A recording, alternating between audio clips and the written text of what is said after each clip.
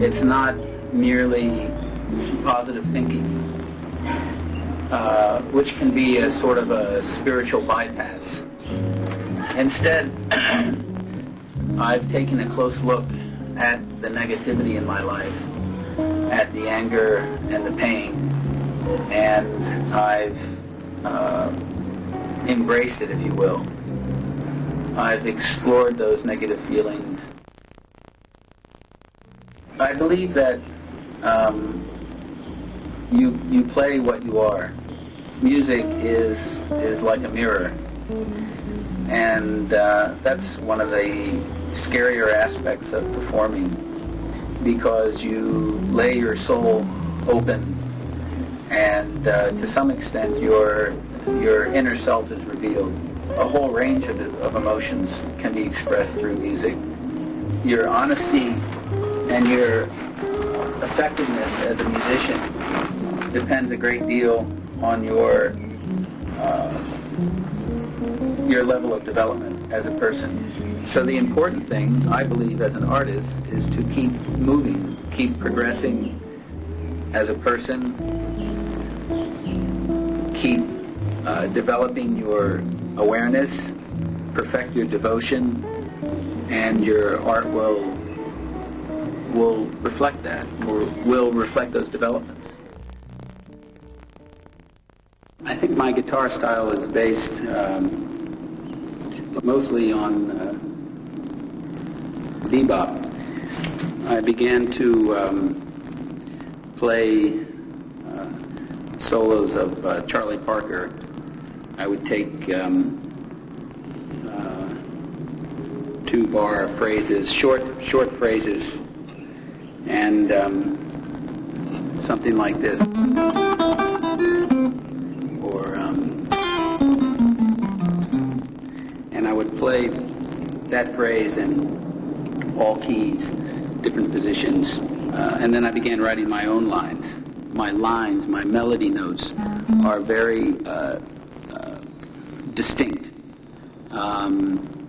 There's no, the lines are clear, and the sound is warm. Part of this is, as far as the tone, is due to the fact that I play with my thumb. So, of course, the meat of my fingers is soft and round, and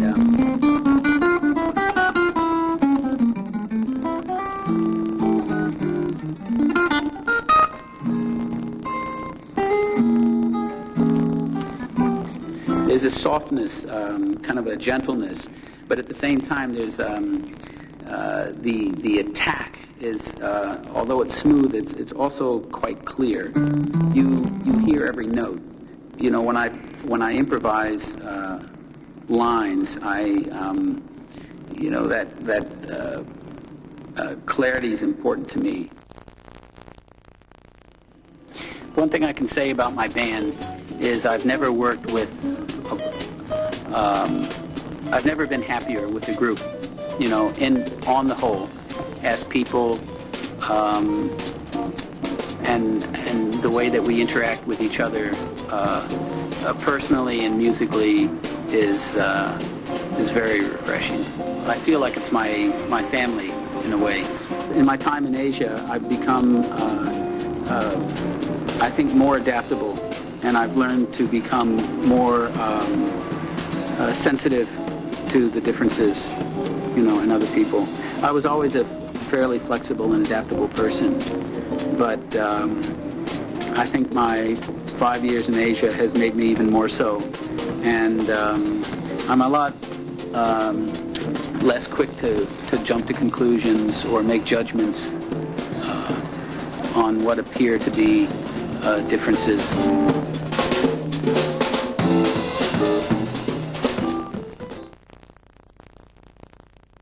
There's been an over intellectualization of jazz. I think that in the beginning, in my parents' era, jazz was dance music. It was entertainment. One thing that makes me happy in my performance is when I see people's physical reactions. I see them tapping their feet, or dancing, moving to the music. I don't want people to feel scared that they can't move, that they can't show some involvement with the music. A few months ago, we had some people come into the bar where I play who began dancing, and this was quite a novelty for the band because most of the time people are too shy to get up and move their bodies here, and before you knew it, there were about 3 or 4 couples out dancing, and this makes us feel good because it feels like we're contributing, that there's some communication going on, that there's a relationship between dancer, listener, and musician. And there's an excitement which is generated by dancing to a live band rather than taped music. Recently, I was asked to participate in an outdoor jazz festival at the Botanic Gardens, and we contributed our time free of charge, just to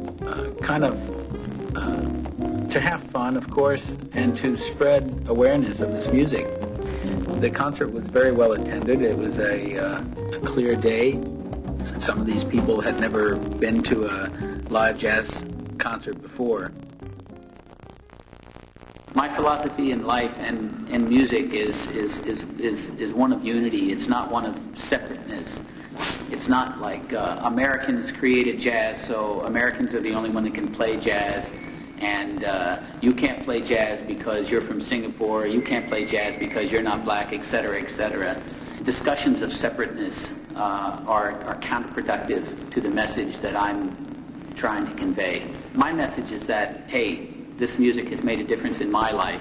I don't own this music, they don't own this music, you don't own this music. The music is there for all of us to share.